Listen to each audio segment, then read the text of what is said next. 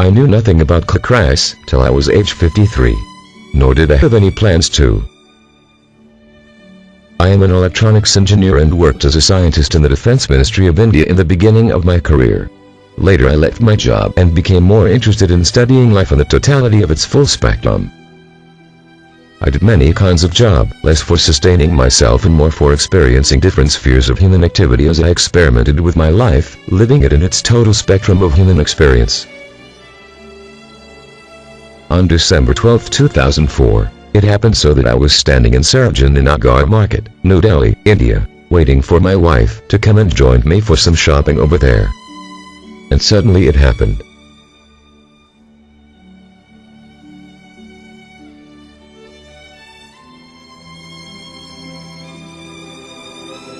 As I fully exhaled once in order to come out of the rigidity of having kept standing at one single place for long, I immediately discovered that I was seeing every single thing crystal clear in the field of my vision far and wide.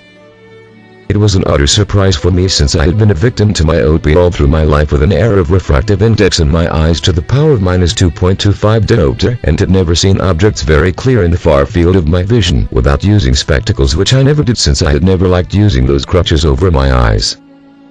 I did not believe what I was seeing, but I had to, since I was really seeing so vividly clear as I had never done before all through my life. Still apprehending, I closed my eyes once and hesitatingly opened them again very slowly, and what I saw was sufficient enough to disappoint me to the core of my heart that had gone so thrilled just a moment ago.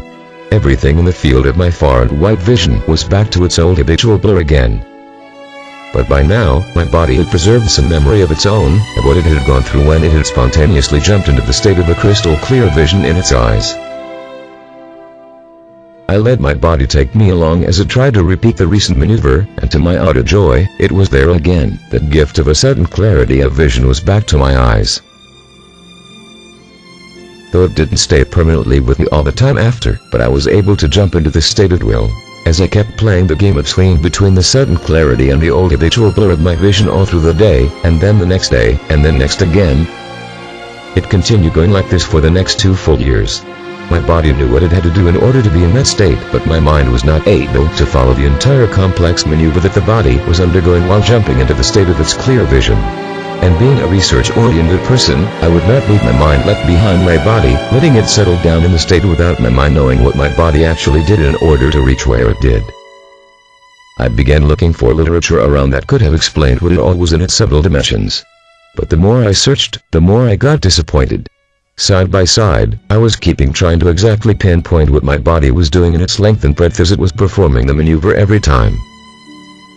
What I could put my hands on that stood nearest to what my body was doing to every single part of it as it was performing the maneuver was an otherwise obscure and unclear description of Chakras being present in the body, affecting the energy flow through it in a negative way as they lie closed in it. And there was a certain unclear description of opening these Chakras, making it all more esoteric than scientific. But a certain similarity between what my body did and what the description of Chakras said in an unclear way kept me stuck to the discipline. Also by now, I had managed to clearly pinpoint almost every single maneuver that my body was doing to every part of it, and matched its effect with almost every realistically predicted effect mentioned in all those obscure studies of Chakras, especially the instantaneous effect that it had on my eyesight. My body had opened its debilitating Chakras in a spontaneous way on December 12, 2004, showing its effect in the sudden clarity of vision. And after 2 years of day and night experimenting with pinpointing what it was doing to itself in order to be in the open state, I was able to give a clear biological interpretation to an obscure spiritual study of Chakras, as well as frame a concrete methodology to open all the 7 Chakras by reposturing the body in a way that did not obstruct the flow of energy through the body in its full length from the root chakra on the pelvis to the crown chakra on the top of the head. Since then I have been doing it to people who come to me either for the pure curiosity of opening their Chakras, or else troubled by the chronic health conditions, which are miraculously cured by opening the Chakras alone. In my blog posts at http://www.7chakras.org, I will be explaining every single chakra in terms of its biological rigidities, bringing them into the light of clarity out of their obscure and esoteric description, filling all the pages everywhere dealing with their description. There, you can ask me any question on Chakras by filling up a simple form too. I will also be explaining the effects of opening each one of these Chakras on various different chronic diseases and illnesses in the body. The way I am dealing with the subject is almost a new discipline in itself, and if you're even a little bit interested either in the state of health that your body is in or in the summoning of energy that your body can hold inside to raise itself to the higher energy levels, just follow that posts.